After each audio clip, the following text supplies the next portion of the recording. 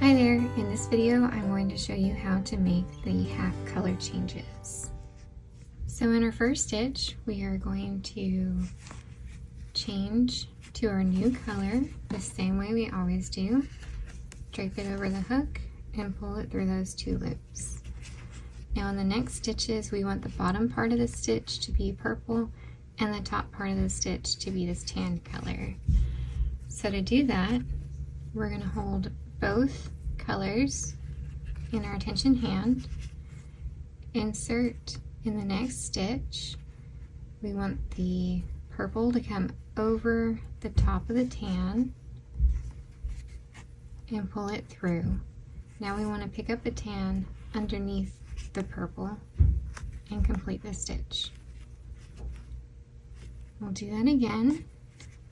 Insert in the next stitch, do the purple over the tan, pull up a loop, and then the tan under the purple to complete the stitch. Again, insert, purple over the tan, pull it through, the tan under the purple to complete the stitch.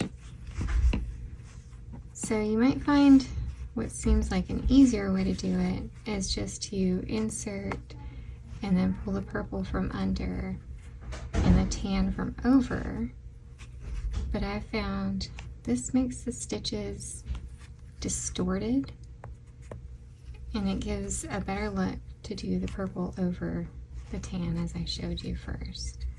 So let's look at these stitches compared to the first ones we made. It's a very slight difference, but to me, these stitches better mimic our normal stitches than these last three do, especially if you get a whole row going. They kind of sink in more and the tan will be more forward. So I like to do them this way first, the way I first showed you.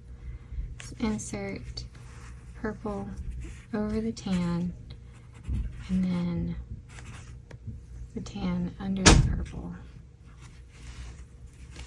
So inside we can see what that looks like, where the colors are twisted together so they're nice and secure. I hope you found this helpful.